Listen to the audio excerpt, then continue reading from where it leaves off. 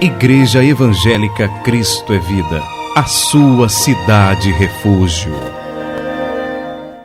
Então vamos abrir a Bíblia Sagrada. Vamos abri-la no livro de João. Mateus, Marcos, Lucas, João, capítulo 8, versículo 31. E é a terceira mensagem que o pastor traz à igreja sobre o tema: se vós permanecerdes na minha palavra, sois verdadeiramente meus discípulos. Essa é uma das declarações mais contundentes que o Senhor Jesus fez. É uma das afirmativas mais fortes que o Senhor proferiu. Então, João, capítulo 8, versículo 31. Todos acharam? E diz assim o texto bíblico: disse, pois, Jesus aos judeus que haviam crido nele: se vós permanecerdes na minha palavra, sois verdadeiramente meus discípulos. Vamos orar ao nosso Deus para que o Espírito Santo nos faça compreender essa verdade. Oremos ao Senhor de toda a glória. Oremos ao Senhor.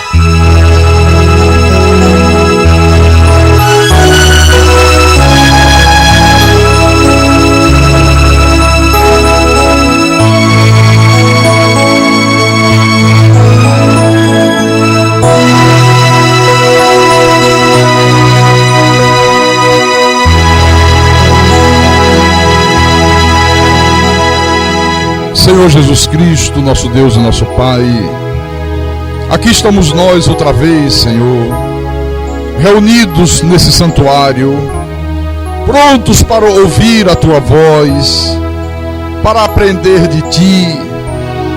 Já ativamos a mente de Cristo na igreja, já nos levantamos a partir de agora contra toda altivez, contra toda fortaleza que se levante contra o conhecimento divino, que se levante contra a verdade dos céus. Queremos aprender de Ti, para que possamos viver uma vida reta aos Teus olhos, para que possamos viver como o Senhor deseja que nós vivamos, como sal da terra, como luz do mundo, para que possamos manifestar ao mundo o caráter de Deus em nossas vidas, manifestar ao mundo o caráter de Deus como marido, como esposa, como filhos, como pai, manifestar o caráter de Deus na igreja, no convívio com os irmãos, no convívio com o pastor, manifestar o caráter de Deus no convívio no nosso trabalho, com os nossos colegas, no convívio com os vizinhos, no convívio com a nossa família, enfim, em todo e qualquer lugar que nós estejamos nessa terra. Porque somente assim o Teu nome é glorificado através de nós. Então fala-nos nessa noite. Usa-me, Senhor Deus, como Teu pastor, como Teu servo, como ministro da Tua palavra. Dá-me a inspiração, dá-me a capacidade de eu explanar a Tua palavra da maneira que o Senhor quer que ela seja explanada, com verdade. Porque a minha suficiência, ela vem de Ti, ó Deus. Ela vem do Senhor, o Deus soberano, o Deus todo-poderoso, para que o Teu nome venha a ser glorificado e para que o Teu povo cresça na Tua graça e no Teu conhecimento. Eu te peço em nome do Senhor, eu te peço em nome de Jesus. E que todo aquele que crer, diga amém e amém. Diga graças a Deus. Eu disse que essa é uma das declarações mais fortes que o Senhor Jesus fez, mais contundentes. Porque você imagine aqui, deixa eu fazer uma pergunta: quem aqui crê em Jesus? Levante a mão, quem crê? Todos levantam a mão, né? Claro, evidente. Agora imagine o Senhor Jesus chegando aqui, diante de um povo que diz que crê nele, e dizendo: tudo bem, vocês dizem que crê em mim, mas vocês serão Vocês são verdadeiramente meus discípulos se vocês permanecerem na minha palavra. Vocês são verdadeiramente meus filhos se vocês permanecerem na minha palavra. Seria um choque, não seria? Foi isso que aconteceu aqui. Ele disse aos judeus que haviam crido nele. Ele não falou para judeus que não haviam crido. Ele falou essas palavras para judeus que o reconheciam como Messias, que criam nele como Deus Todo-Poderoso. Ele disse: tudo bem, vocês estão dizendo que vocês creem em mim, mas se vocês permanecerem na minha palavra, vocês são verdadeiramente meus discípulos, vocês são verdadeiramente meus filhos. Por que eu disse que isso aqui é muito forte? Porque sempre se teve a ideia na igreja de que se uma pessoa se batiza nas águas, é filho de Deus. Se uma pessoa atende o apelo de um pastor, a partir daquele momento ela é considerada um filho de Deus. Se a pessoa frequenta a igreja, frequenta cultos, se ela tem Bíblia, se ela diz que crê em Jesus, se ela faz uma oração, se ela canta um hino, se ela dá um dízimo, já diz que aquela pessoa é um filho de Deus. E de repente Jesus disse: não, não é dessa forma. Não é dessa maneira que se identifica o verdadeiro Filho de Deus. Ele disse: se vocês permanecerdes na minha palavra, vocês são verdadeiramente meus discípulos. Eu disse aqui de manhã que uma coisa é a pessoa dizer que crê em Jesus, e outra coisa completamente diferente é a pessoa ser um discípulo de Jesus, é a pessoa ser um filho verdadeiro de Deus. Por que é diferente? Porque dizer que crê em Jesus, praticamente todo mundo diz. A pessoa é católica, está lá no catolicismo, está lá na idolatria, está lá crendo em Maria, está lá crendo nos santos, fazendo promessa, fazendo romaria, acendendo velas, crendo em purgatório, crendo em tanta bobagem. Ela diz que crê em Jesus. A pessoa está no espiritismo, ela diz: não, eu sou espírita, mas eu creio no Senhor Jesus. Chegam até a dizer que tem o espiritismo cristão. Que barbaridade. Ela diz que crê em Jesus. Pessoas que nunca colocaram um pé dentro da igreja, mas elas batem firme e dizem: eu creio em Jesus. Eu creio. Você conhece pessoas assim, não conhece? Então por isso que eu falei aqui de manhã que é diferente. Porque esse crer em Jesus pode ser uma coisa puramente da nossa carne. Esse crer em Jesus pode ser uma coisa motivada apenas por um impulso emocional de momento. Esse crer em Jesus aqui pode ser uma coisa que a pessoa diz apenas da boca para fora. Pode ser uma coisa que a pessoa fala apenas no momento de necessidade. Ela está numa necessidade, ela precisa de uma cura, ela precisa da solução de um problema de família, ela precisa que Deus intervenha para salvar o seu casamento. E de repente, premido por essa necessidade, ela diz: eu creio, eu creio, eu creio, eu creio. Ora, o crer em Jesus, qualquer pessoa pode dizer isso. Qualquer um pode dizer que crê. Agora, ser um discípulo de Jesus, ser um filho verdadeiro de Deus, é completamente diferente. Ser um filho de Deus exige que a pessoa conheça a palavra, que a pessoa mergulhe no conhecimento da palavra, que ela tenha um aprendizado contínuo e que ela tenha, acima de tudo isso, uma obediência permanente a Deus. O Filho de Deus, ele tem uma marca, que é a obediência. Então, diante dessas palavras aqui do Senhor, a gente entende o quê? Que crer em Jesus nem sempre é um sinal de que aquela pessoa que diz crer seja um verdadeiro filho de Deus. O fato de dizer que crê não é prova de que a pessoa é filho de Deus. Não é, absolutamente não é. A prova é quando você permanece na palavra, até o último dia de vida. Quando você obedece, quando você se submete, quando você vive aquilo que Deus determina, não se importando com as consequências, não se importando com as circunstâncias. Amém? Nós vimos tantos exemplos aqui pela manhã, não foi? Nós vimos coisas tão fortes. Pessoas foram falar comigo no gabinete depois do culto da manhã, porque a palavra tocou profundamente o coração delas. Agora veja, a verdade bíblica é que há muitas pessoas, dentro das igrejas principalmente, que se dizem convertidas, que se dizem cristãs, que se dizem eleitas de Deus, algumas até dizem eu sou predestinadas por Deus, se dizem cheias do Espírito Santo, e que todavia não permanecem na palavra, não vive a palavra, não obedece a palavra. Diz que vão regularmente à igreja, diz que são batizados nas águas. Não, eu já me batizei nas águas. Dizem que participam da ceia do Senhor. Olha, graças a Deus que quando chega o domingo da ceia, eu posso participar da ceia. O outro diz, não, eu sou um dizimista fiel. Mas eles não podem dizer nada além disso. Só podem dizer isso, porque são pessoas, meus irmãos, que ignoram completamente as doutrinas essenciais do Evangelho. São pessoas que não sabem nada sobre arrependimento, elas não sabem nada sobre santidade, elas não sabem nada sobre humildade, elas não sabem nada sobre domínio próprio, elas não sabem nada sobre a soberania de Deus. Ignoram as doutrinas essenciais do Evangelho da graça de Deus. Mas mesmo assim, elas frequentam o templo. Elas vão a um templo e elas imaginam que vão viver eternamente com Deus. Elas esperam viver eternamente com Deus.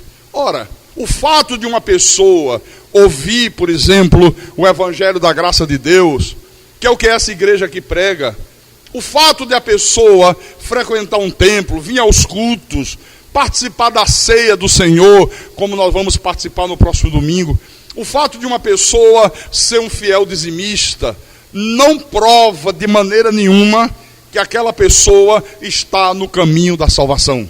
Não prova que aquela pessoa viverá eternamente com Deus. É preciso, meus irmãos, muito mais do que essas coisas. Essas coisas apenas, elas não provam que nós somos eleitos de Deus. Essas coisas apenas, elas não provam que nós temos a vida eterna, mas não provam. Por isso que Jesus falou isso aqui. Por isso que Jesus disse aos judeus que haviam crido nele: se permanecerdes na minha palavra, sois verdadeiramente meus discípulos. Você lembra do que nós falamos aqui no culto da manhã? Deixa eu recordar um pouquinho. Abra aí Mateus, rapidamente. Só para fazer um repasse rápido. É importante. Mateus capítulo 5, versículo 39. Olha o que Jesus ensinou aqui. Eu, porém, vos digo, não resistais ao perverso, mas a qualquer que te ferir na face direita, volta-lhe também a outra face. Eu disse aqui que esse resistir ao perverso é aquele ímpeto que a pessoa tem, sabe, de reagir de imediato a qualquer ofensa, de retrucar na mesma hora a qualquer ofensa que a pessoa lhe faça. Não resistais ao perverso, mas qualquer que te ferir na face direita, volta-lhe também a outra. Você lembra que eu disse, essa face não é a face física, porque senão uma pessoa te dá uma paulada na face direita, você diz, agora dê na esquerda, o cara te mata. Eu disse aqui que é a face psicológica. Dar a outra face é você não se sentir ofendido. Por mais que a pessoa te ofenda, você não se sente ofendido por ela. Você tem controle, você tem domínio, você fica com pena daquela pessoa, você diz, essa pessoa não está bem, essa pessoa para agir desta forma, ela está com algum problema, ela está enfrentando alguma dificuldade, ela está passando por algum problema sério na vida, por isso que ela está me ofendendo, eu vou procurar ajudá-la. Isso é dar a outra face. Depois no versículo 40. Eric, vê se dá. Eu acho que essas duas caixas estão sem tweets. Pelo som que eu sinto aqui, quando eu fui ainda há pouco aí, o som aí estava ótimo. Aqui está. Deve ser os tweets. Provavelmente. Bom, versículo 40. E ao que demandar contigo e tirar-te a túnica, deixa-lhe também a capa. Eu disse, olha, se de repente alguém exige de você alguma coisa, que você repare algum dano que você causou àquela pessoa, Jesus está dizendo, dê àquela pessoa além do que você deveria dar. Se você causou um prejuízo a alguém, eu dei até o exemplo de uma televisão, não foi? Você quebrou a televisão da pessoa, não foi de propósito, mas você deu um prejuízo. Aí você diz, não, eu vou dar uma televisão para ela, eu quebrei a televisão dela. Então eu vou no comércio, eu vou comprar uma televisão, olha, e para demonstrar o meu apreço por ela, e para demonstrar a minha gratidão, e para reparar um pouco do transtorno que eu causei, além da televisão, eu até brinquei, eu vou comprar um aparelho de DVD. Você já imaginou como a pessoa ficaria surpresa com isso? Olha, não, mas não precisa. Você quebrou. Não, mas eu quero. Além da televisão, eu também quis te presentear com isso aqui. Olha, a pessoa fica grata a você diante disso. O que normalmente as pessoas fazem? Quando elas devem alguma coisa a alguém, quando elas causam um prejuízo a alguém, e elas têm que reparar o dano, normalmente diz assim, eu vou dar somente o que eu devo. E olhe lá. Olha, deve dar graças a Deus de eu pagar o prejuízo. Se fosse outro, eu não pagava nada. Já ouviu pessoas reagirem dessa maneira? Agirem dessa forma? Bom, versículo 41. Ele continuou. Se alguém te obrigar a andar 1 milha, vai com ele 2. Olha, se você é submisso a alguém, se você recebe ordens de alguém, no teu trabalho, na igreja, tem alguém que é superior a você, tem alguém que pede a você para fazer alguma coisa, Jesus diz, faça além daquilo que a pessoa te pediu. Sempre procure fazer mais, sempre procure dar o melhor de você. Será que as pessoas agem dessa maneira? Será que as pessoas fazem isso? Não, normalmente não. Normalmente, até para fazer aquilo que foi me pedido, ela diz assim, ó, eu já estou fazendo muito em fazer isso aqui.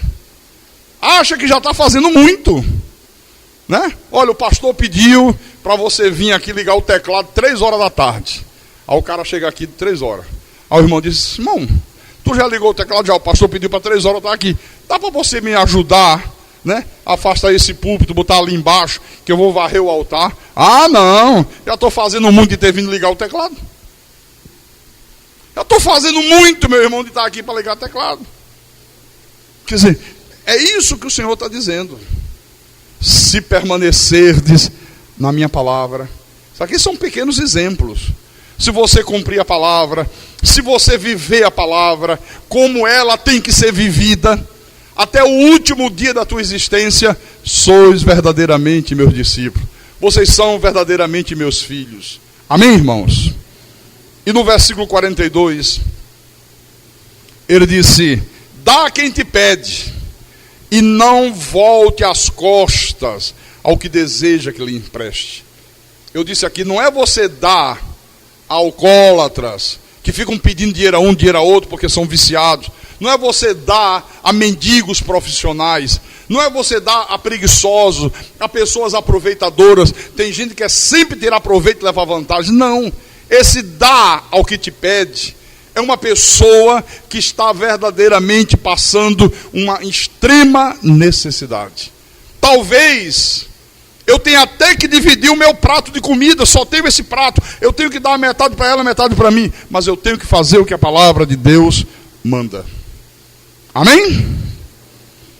Bom, nesse discurso aqui, o Senhor Jesus Cristo, ele ensinou sobre as verdadeiras marcas que provam a nossa filiação espiritual. O Senhor Jesus tornou isso evidente através de 2 afirmativas. Vamos voltar lá em João, capítulo 8, para a gente compreender melhor isso aqui. João, capítulo 8, versículo 39. Vamos ler o 39 e o 40. 39 em diante. Ok? Então lhe responderam os judeus, nosso pai é Abraão. Disse-lhe Jesus, se sois filhos de Abraão, praticai as obras de Abraão.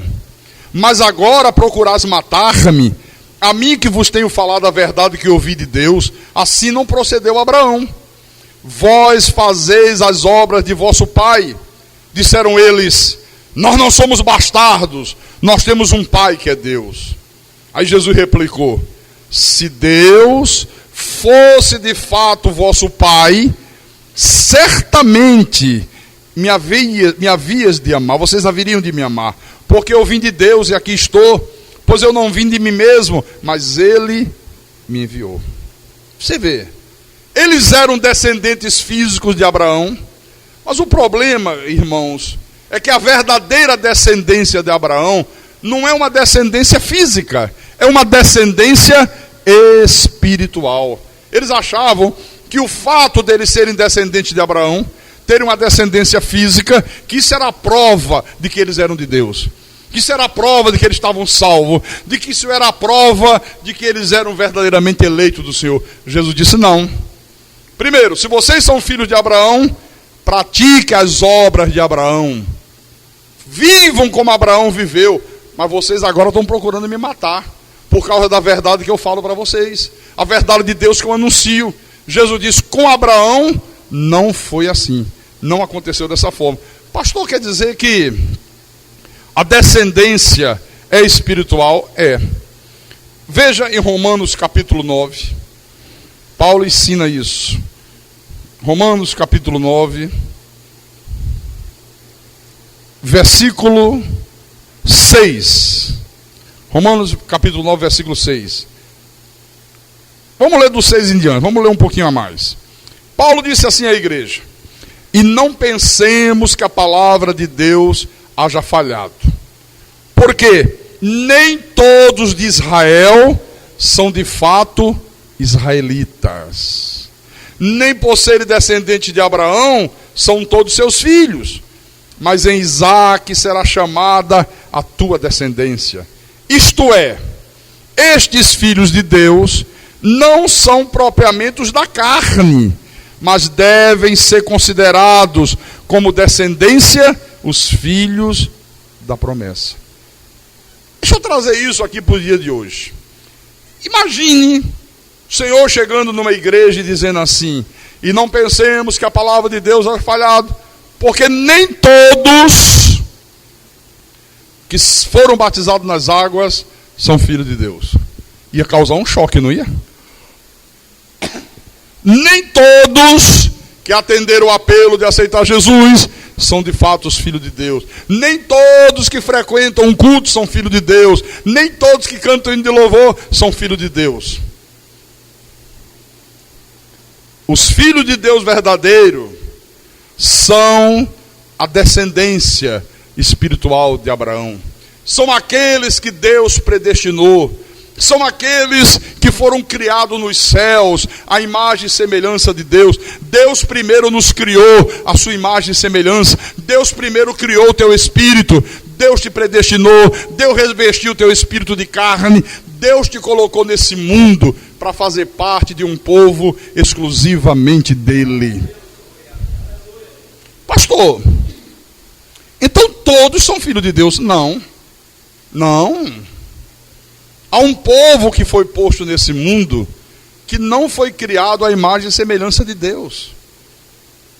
Aquela uma terça parte dos anjos que acompanhou Lúcifer na sua rebelião contra Deus, depois que eles fizeram aquela trapaça para induzir Adão e Eva ao erro, à desobediência a Deus, isso irou tanto a Deus que a partir daquele momento Deus tomou a decisão de fazer existir nessa terra vasos de honra e vasos de desonra. Os filhos de Deus são vasos de honra. Os filhos do diabo, aqueles anjos, passaram a assumir um corpo igual ao meu, igual ao teu. A Bíblia diz, são vasos de desonra. Qual é a característica dele? Não obedece à palavra, não se submete a Deus, não permanecem na palavra. Às vezes até fingem ter se convertido, mas só finge. Então isso aqui é muito importante. Então Jesus disse: se sois filhos de Abraão, praticai as obras de Abraão. Ao invés disso, eles procuravam matar Jesus, porque não queriam dar ouvidos à verdade de Deus. O Senhor disse: olha, Abraão não procedeu assim, Abraão não procedeu dessa maneira. Abraão ouviu a verdade de Deus e Abraão obedeceu. Abraão abraçou a verdade divina. Abraão provou que ele era verdadeiramente filho de Deus. Abraão se submeteu completamente a Deus. Amém? Vamos entender isso. Vamos lá no livro de Gênesis, primeiro livro da Bíblia. Gênesis capítulo 12. Gênesis capítulo 12, versículo 1. Eu estou mostrando as marcas de um verdadeiro filho de Deus, viu? Olha só. Ora disse o Senhor a Abraão: sai da tua terra, da tua parentela e da casa de teu pai, e vai para a terra que te mostrarei. Segura um pouquinho aí. Em primeiro lugar, foi Deus que chamou Abraão, quando Abraão se encontrava lá em Ur dos Caldeus, que era uma cidade totalmente idólatra, que era uma cidade toda ela dedicada à idolatria, toda ela dedicada ao deus Namá, que era o deus Lua, uma idolatria perversa. Era assim que esse homem aqui vivia. Então até esse momento aqui, Abraão, ele não conhecia o verdadeiro Deus, e ele não havia feito nada que merecesse fazer com que ele conhecesse a Deus, nada, absolutamente nada. Então Deus chama esse homem por a sua exclusiva graça. Deus o chamou por graça. E aí você vê que o livre-arbítrio é uma mentira. Dizer que o homem que aceita Jesus, dizer que o homem que toma a decisão, dizer que Deus fica na dependência do homem aceitá-lo, isso é mentira, não é verdade? É Deus que chama o homem. Você lembra o que Jesus falou?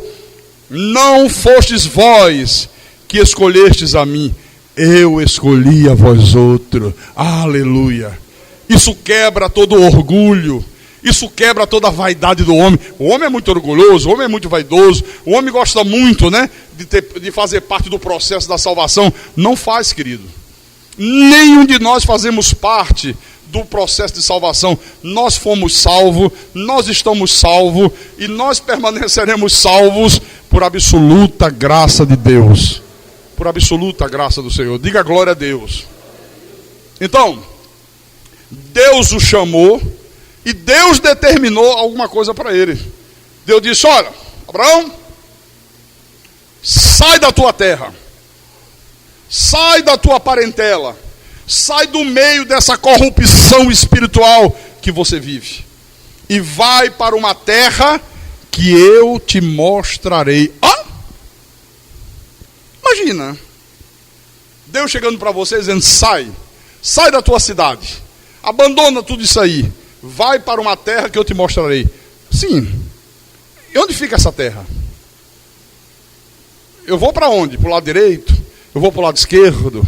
Eu pego a BR-101 em direção a Natal, em direção ao sul? Eu pego a BR-101 em direção ao norte? Como é que eu faço? Para onde é que eu vou? E quando Deus dá essa determinação a Abraão, irmãos, Abraão obedeceu a Deus. Olha só o versículo 4. Partiu, pois, Abraão, como lhe ordenara o Senhor, e Ló foi com ele.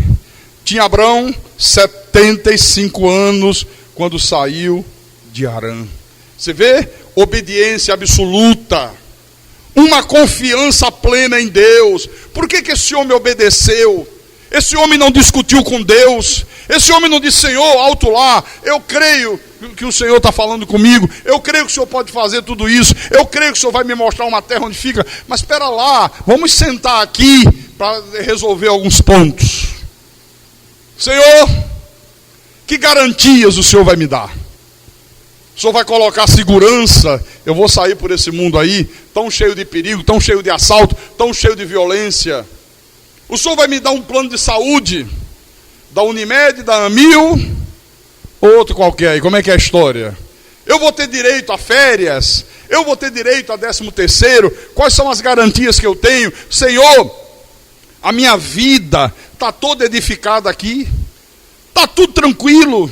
O Senhor está mandando eu pegar tudo isso e sair para uma terra que eu nem sei onde fica. O Senhor não está dando nenhuma direção. O Senhor está simplesmente dizendo que vai me mostrar onde é essa terra. Partiu Abraão, como lhe ordenara o Senhor. Convicto, Não, é o Deus Todo-Poderoso que está falando comigo. Deus vai me guiar. Deus vai mostrar o caminho. Deus vai me dar uma direção segura. Deus vai me levar a essa terra que Ele está prometendo aqui. Não discutiu com Deus, não colocou em dúvidas. Eu fico imaginando quantas pressões esse homem deve ter sofrido. Dá para você imaginar quando esse homem contou para a família dele? Dá para você imaginar quando ele foi falar com a família de Sara?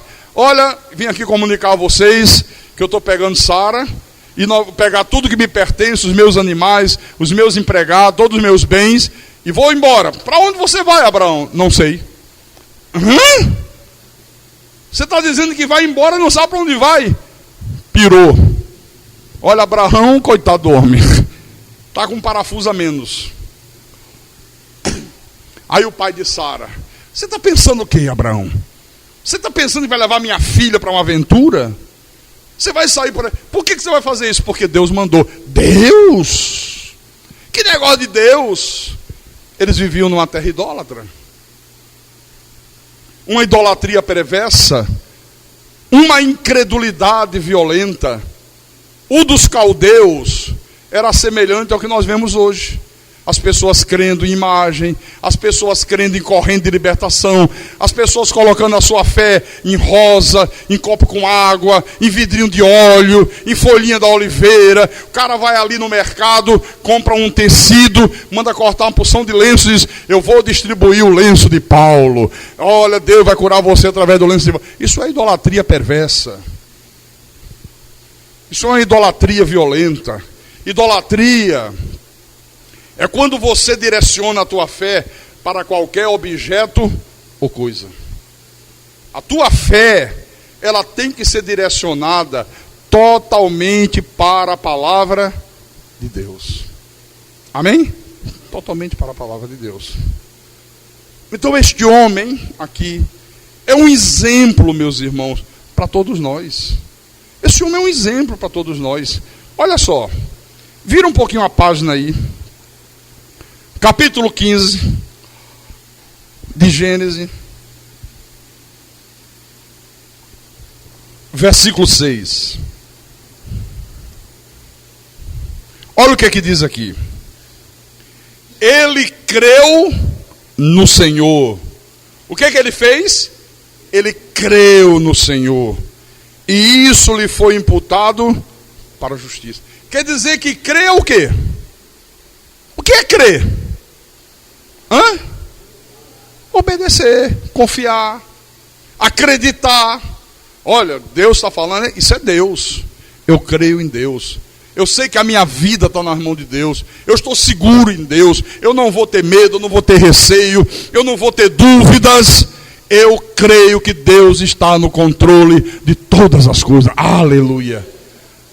Ah, se eu tivesse sido ensinado assim, desde que eu dei os primeiros passos na minha vida espiritual. Eu não tinha passado tanto tempo enganado. Eu não tinha passado tanto tempo acreditando que o demônio vinha, fazia, acontecia. Sabe, com medo de demônio, com medo de diabo, com medo de trabalho de macumba, com medo de inveja, com medo de olho grande. Se alguém tivesse me ensinado essas verdades, eu não teria crido de uma maneira errada durante tantos anos na minha vida. Eu teria crido da maneira certa. Hoje não tem esse negócio de crer que demônio. Que demônio, coisa nenhuma. Jesus já derrotou o diabo. A minha Bíblia diz num português claro que na cruz do Calvário ele expulsou o príncipe desse mundo. Que na cruz do Calvário ele derrotou aquele que tem o poder da morte, a saber, o diabo. Derrotou? Destruiu ou não destruiu? Destruiu. Então, ele creu no Senhor.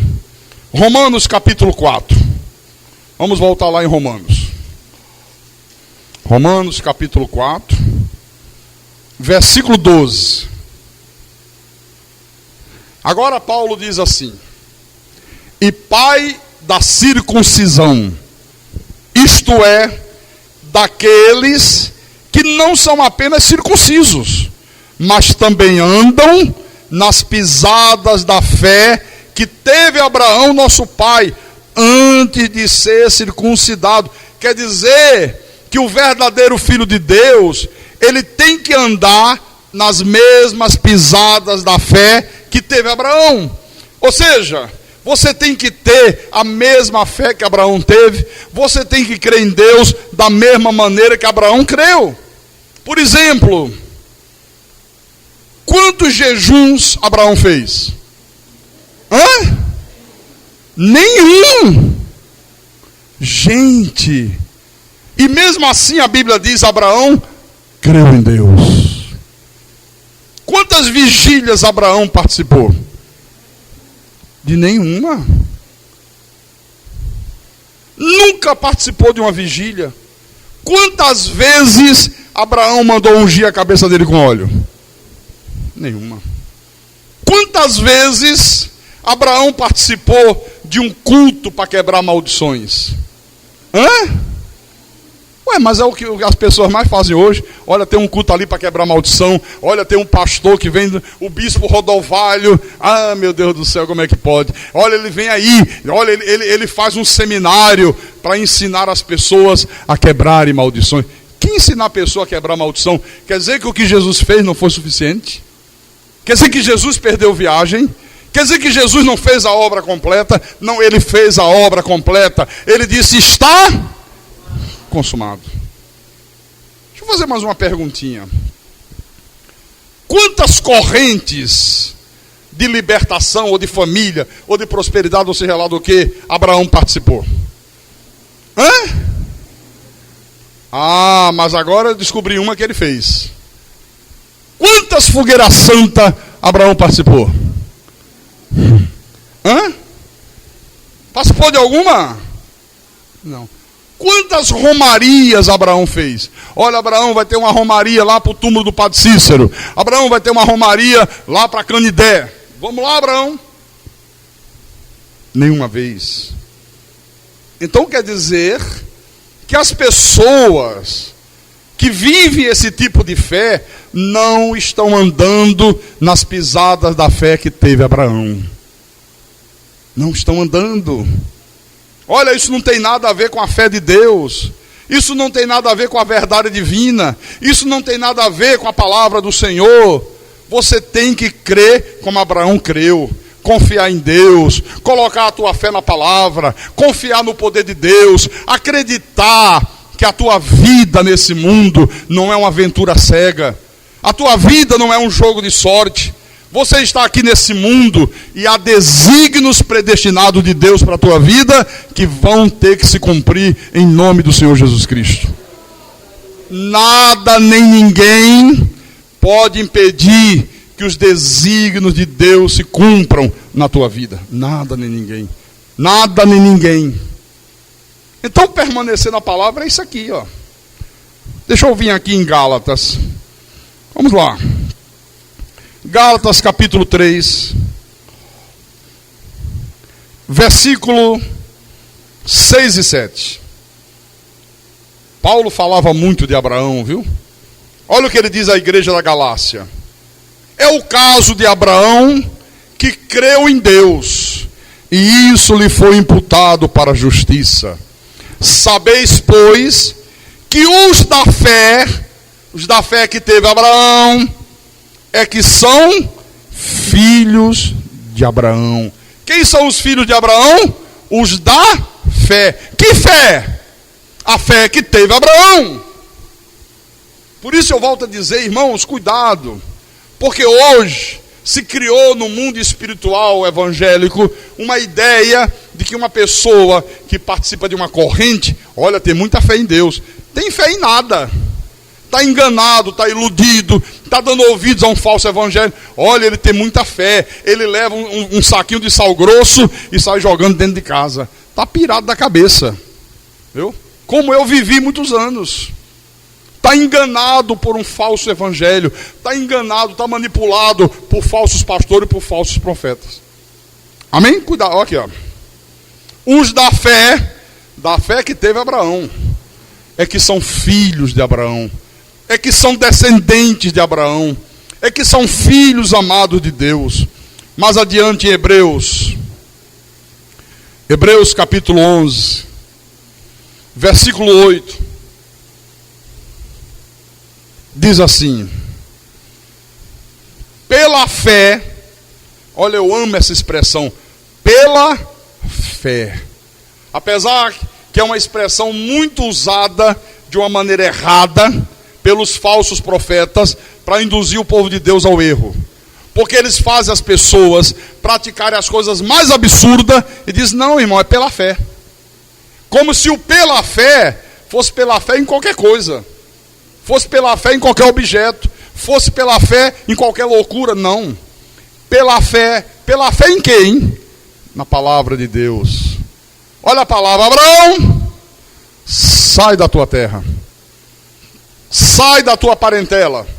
Sai da casa do teu pai. Rompe com essa idolatria perversa. Sai do meio dessa corrupção espiritual, rapaz. Você é um filho meu. Você é um eleito meu. Você é uma ovelha do meu rebanho. Por isso eu estou te buscando. Eu sou o bom pastor. E vai para uma terra que eu te mostrarei. Então, pela fé nessa palavra, pela fé nesse poder sobrenatural de Deus, pela fé de que Deus ia guiá-lo a um bom caminho, a bom termo, Abraão, quando chamado, obedeceu, a fim de ir para um lugar que devia receber por herança. E olha o finalzinho. E partiu com um mapa, dando todos os caminhos e guiando até onde ele ia chegar. Hã? Não. Ah, não, desculpa. E partiu sem saber aonde ia. Partiu. Você vai falar, não sei. Como é que você vai sair por aí, rapaz? Deus há de guiar os meus passos. Deus vai me guiar, Deus vai me conduzir, sabe? O Senhor é comigo, aleluia, glória a Deus. Eu lembro,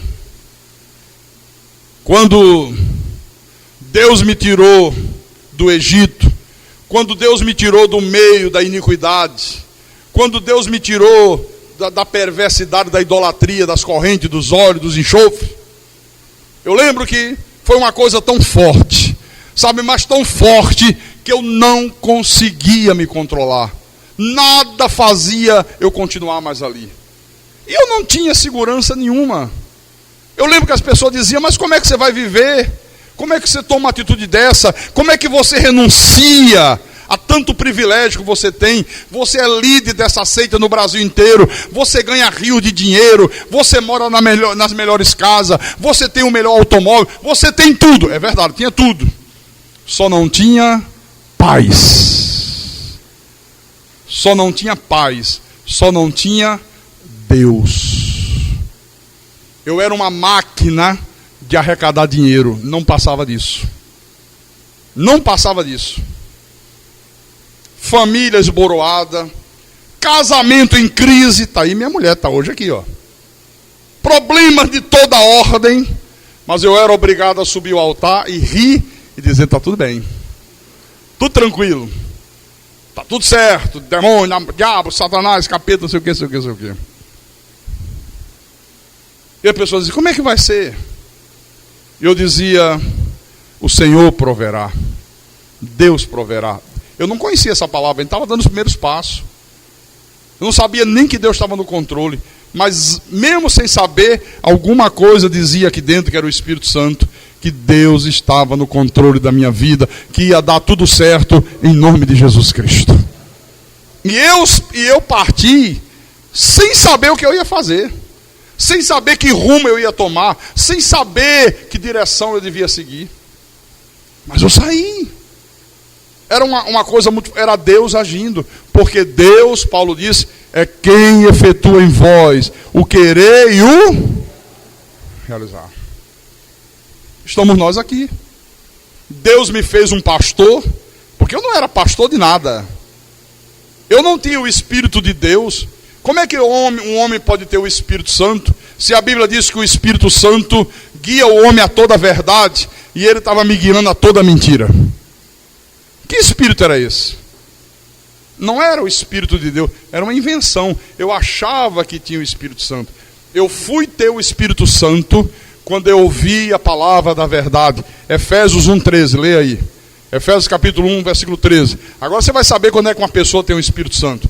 Não é quando homens inescrupulosos, não é quando homens perversos e mal ficam manipulando as emoções e faz as pessoas se emocionarem, e aí começa a dar glória, glória, glória, glória, glória, glória, que Deus vai te batizar. Aí a pessoa fica aleluia, aleluia, glória, glória, glória, não pare não, glória, glória, glória, glória, glória, glória, glória. Está batizado com o Espírito Santo.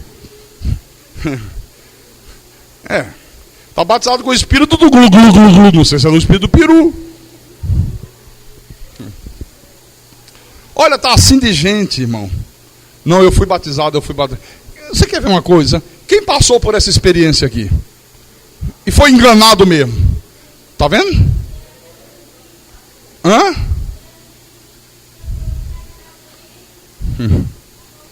Olha o que diz Efésios 1:13.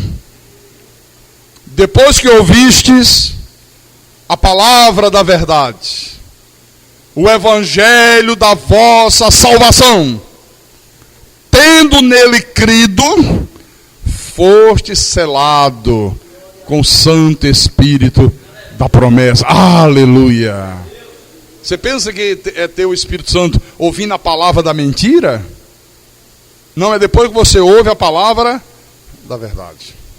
Então, irmãos amados, a maneira como você responde às ordenanças de Deus, a maneira como você responde ao que Deus manda, ao que Deus determina, é que vai provar se você é verdadeiramente filho de Deus ou não. Não é obedecer apenas algumas ordenanças, não é obedecer apenas aquilo que é conveniente, porque tem gente que obedece algumas ordenanças, obedece apenas aquilo que é conveniente obedecer. Não. Abraão, ele obedeceu a Deus em tudo. Em tudo. Nós terminamos o seminário teológico terça-feira passada, não foi? Aí eu terminei a aula, foi uma aula curta. Eu digo, vamos aproveitar, vamos conversar. Se alguém quiser dar alguma sugestão, se alguém quiser falar alguma coisa. E ficamos aqui, foi muito bom. E aí um irmão disse assim, um senhor que estava ali, ele até estava hoje no culto. Esteve de manhã, devia estar aqui à noite, não está, mas de manhã ele esteve. Ele disse assim, pastor, deixa eu fazer uma pergunta. Eu digo, pode fazer. O senhor sempre ensina que domingo é o dia do Senhor. Eu digo, verdade. Que nós devemos estar na igreja, de manhã, à noite. Eu digo, exato. Ele disse, mas o problema é o seguinte. Eu tenho filhos. E eu trabalho de segunda a sábado. Eu digo, mas o senhor trabalha em qual empresa? Não, eu sou o patrão, eu sou o dono do meu negócio. Ok. Então, e como é que eu faço? Meus filhos querem ir à praia, meus filhos querem sair para ir no shopping, meus filhos querem passear, e eu só tenho o domingo. Eu disse assim para ele, eu digo, espera lá, querido, você é dono do teu negócio? Sou. Meu irmão, não trabalha mais sábado. Ah, mas sábado é o dia que eu ganho mais dinheiro. É o dia que o dinheiro entra melhor. Eu digo, olha, tem muita gente que gostaria de tomar uma atitude dessa, e não pode porque é empregado. Porque não depende dele. Você é o patrão, você é o dono do teu negócio. Se você quiser não trabalhar um dia de manhã, você não trabalha um dia de manhã. Você é o dono do negócio. Você não pode fazer isso irresponsavelmente, mas você pode. Peraí, meu filho quer ir à praia, quer. Deixa eu ver um dia aí que a coisa é meio fraca. Segunda de manhã, vamos à praia, garotada. Vai à praia segunda de manhã, rapaz. Mas não sacrifique o dia do Senhor.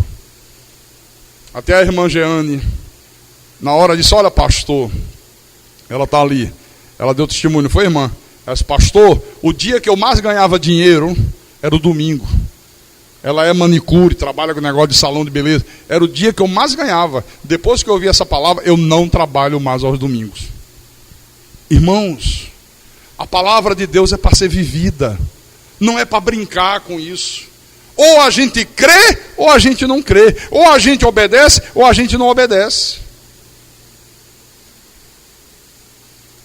Então, Abraão, na verdade, ele assumiu um compromisso com Deus. Você sabe, olha, às vezes eu tenho a impressão de que compromisso é uma coisa que está em extinção nesse mundo. Olha, está em extinção nessa terra. A maioria das pessoas hoje não querem se comprometer. Você vê, tem gente que não quer se comprometer com o seu emprego. Você contrata uma pessoa para trabalhar para você, você não tem segurança. Você não sabe se ela vai ser fiel, se ela vai permanecer, se você vai poder contar com ela durante muito tempo. Mesmo que você dê um bom salário, mesmo que você dê toda a regalia, olha, a pessoa pode começar hoje, daqui a 2 meses e deixar na mão. Não querem se comprometer com o emprego, não querem se comprometer com os votos matrimoniais. Não, negócio de assinar papel, negócio de casar, não precisa disso não. Sabe por que eles dizem que não precisa? Porque não querem ter compromisso. Querem levar a coisa no vai na valsa, na lei do vale tudo, né? As pessoas não querem se comprometer uma com as outras. Não querem. Que coisa difícil hoje é você encontrar pessoas que têm um compromisso. Então, infelizmente, digo eu, essa tem sido a essência da filosofia que vigora hoje no mundo. Mas o mais grave é que isso também se estabeleceu hoje dentro das igrejas. As pessoas, uma grande maioria, não se comprometem com a verdade da palavra, não se comprometem com o ministério. Tem gente que por qualquer motivo troca de igreja. Às vezes até sem motivo. Porque não querem compromisso. Não tem compromisso com nada. Tem gente que não quer assumir um compromisso com a verdade da graça. Não querem compromisso. Quer dizer, nós estamos vivendo numa época onde tudo é temporário. Membros temporários, ministros temporários, diáconos temporários, levitas temporários. O cara está hoje cantando, louvando. Você não sabe se vai estar amanhã. Você não sabe se ele vai estar daqui a 1 ano. Se de repente não vira a cabeça e vai embora. Não é assim? Ou não é? E até pastores temporários. Olha, meu irmão, Deus não quer nada temporário. Deus exige compromisso, que você assuma compromisso. O nosso Deus, ele exige dedicação, uma dedicação pessoal. Deus exige um envolvimento. Você tem que se envolver com a palavra, você tem que se envolver com a igreja, você tem que se envolver com a obra. Onde é que nós estaríamos hoje se Abraão, esse homem aqui, ó, não tivesse assumido o compromisso de obedecer a Deus pela fé? Onde é que nós estaríamos hoje? Onde é que nós estaríamos hoje? Onde nós estaríamos hoje se os cristãos das gerações anteriores à nossa, das gerações passadas, não tivessem se entregado totalmente à palavra? Gente que morreu pela palavra, gente que deu a vida, mas não abriu mão da verdade divina. Gente que viveu a palavra. Então, pense nisso aqui. Nós que chegamos depois, temos que seguir o exemplo dos antigos, para que a próxima geração que vem olhe para nós já não estaremos mais aqui, e diga: eles permaneceram na palavra. Eles foram fiéis a Deus até o último dia de vida. Porque olha, irmãos, a maioria de nós aqui nunca recebeu, nem vai receber, creio eu, uma ordem de Deus para sair da sua terra e ir para outro país, como foi o caso de Abraão. Nós não vamos receber essa ordem, provavelmente nunca receberemos. Mas eu quero dizer para você o seguinte: apesar disso, os nossos desafios de fé são tão reais quantos foram os de Abraão naquela época. Como assim, pastor? Vou explicar. Olha, às vezes nós enfrentamos problemas seríssimos na nossa casa, na nossa família. Às vezes enfrentamos problemas seríssimos no nosso trabalho. Às vezes enfrentamos problemas seríssimos na nossa saúde, na nossa vida financeira. Às vezes enfrentamos problemas seríssimos na igreja que nós frequentamos, no nosso relacionamento com as pessoas. E geralmente nessas horas de extrema dificuldade, nessas horas que os problemas aparecem, nós costumamos ficar perguntando assim: por que Deus permite isso? Por que Deus está permitindo que as coisas sejam assim? Por que Deus está permitindo que eu passe por uma situação dessa? Por que Deus está permitindo que eu sofra essa injustiça? Por que Deus está permitindo que fulano me ofenda? Por que Deus está permitindo que de repente apareça uma doença no meu corpo? Olha, preste atenção nisso aqui. Deus permite essas coisas para ver se você permanece na palavra ou não. É um teste de Deus. É Deus querendo mostrar quem é dele e quem não é dele. Então Deus permite para isso. É na hora do teste, é na hora da aprovação que a gente vê quem permanece na palavra, quem não permanece na palavra. É muito fácil amar ao próximo, né? Facílimo. Oh, beijinho para cá, beijinho para lá, elogios. Quem não gosta disso? Mas Jesus disse, olha, amai os vossos inimigos. Hã? E amar o inimigo, como é que fica? Você está compreendendo? Ser fiel a Deus, quando tudo está correndo às mil maravilhas, é muito fácil. Olha, está dando tudo certo, todos os meus sonhos estão se tornando realidade. Ó, está chovendo na minha horta, graças a Deus, dinheiro está entrando, dinheiro no bolso, dinheiro no banco, os amigos estão ao meu lado. Olha, a vida está um paraíso, está um mar de rosa. Ah, Jesus, tu és maravilhoso. E na hora que não chove na horta? E na hora que o dinheiro escasseia? E na hora que vem um desemprego? Não é, Nilson? E na hora que vem dificuldades terríveis? Vai dizer também que Jesus é maravilhoso? São nessas horas que nós vemos quem permanece na palavra, quem não permanece na palavra. Quem vive a palavra, quem não vive a palavra. Quem é perdoador. Como é que Deus vai saber? Como é que nós vamos saber se você é uma pessoa perdoadora? Deus permitindo que alguém te ofenda. Aí vamos ver, aí vamos tirar a prova dos 9. Perdoa. Não, mas aí é diferente. Comigo a coisa foi diferente. Olha, comigo foi uma afronta muito grave. Todo mundo quando chega para ele é muito grave, né? Aí vocês, não permanece na palavra. Não perdoa. Não é misericordioso. Né? O Senhor disse que quando nós formos injuriados, não devemos injuriar. Quando perseguidos, abençoeis, não amaldiçoeis. Tem gente, meu irmão, quando sofre uma perseguição desse tamanho, parte com tudo para cima. Não vai ficar dessa maneira, eu não aceito, o pau agora vai quebrar, agora ele vai ver com quantos paus se faz uma jangada. Não, mas a palavra não diz isso. A palavra diz, quando você for perseguido, abençoa aquele que te persegue. Abençoeis, não amaldiçoeis. Quer dizer, entrega no controle a Deus, deixa a justiça por conta de Deus, deixa Deus agir.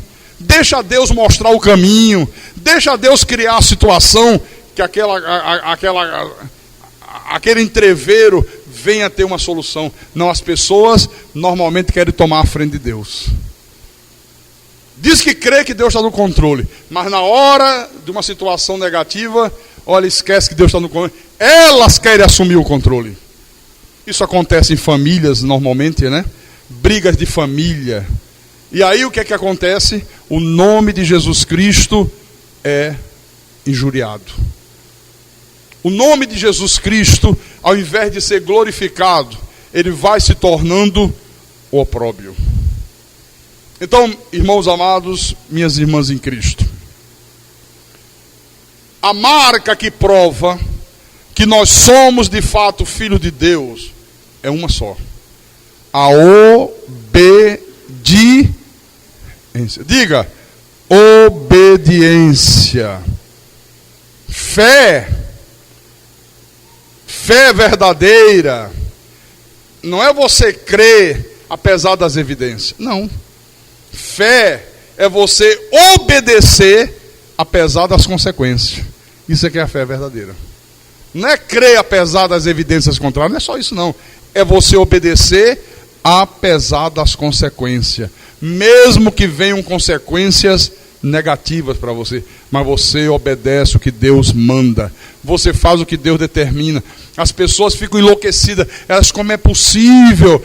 Se eu estivesse no lugar dele, eu não faria dessa maneira. Mas você diz, mas acontece que você não está no meu lugar. Eu que sou eu. Eu é que tenho o Espírito de Deus. Eu é que creio em Deus. Eu é que confio em Deus. E a minha maneira de agir é esta. Amém, irmão? Essa é a marca do verdadeiro cristão. E eu pergunto, você tem permanecido na palavra? Você tem sido obediente a Deus? Quando alguém te ofende, como é que você reage, hein? Pastor, o negócio é o seguinte, pastor, eu creio em Jesus, eu venho aos cultos, eu louvo, eu ajudo a igreja, dou dízimo, mas pastor, tem uma coisa que Deus não mudou ainda em mim, sabe, pastor? Quando alguém me ofende, pastor, eu subo nas tamancas. Não, pastor, é porque eu não tenho sangue de barata. Não é questão de sangue de barata, é que você não é convertido. É que você não é convertido. Não é questão de sangue de barata, não. É falta de conversão. Uma pessoa convertida, ela vive a sua vida dentro do padrão que Deus estabeleceu em nome do Senhor Jesus Cristo. Amém? Como é que você tem sido como marido? Você sabe o que é que Deus manda? Maridos, amai as vossas esposas como Cristo amou a igreja. O marido tem que amar a esposa. A esposa não é uma empregada de luxo. O marido tem que dar o melhor para a sua mulher, tem que desejar estar ao lado da sua mulher. O marido tem que querer o melhor para a sua mulher.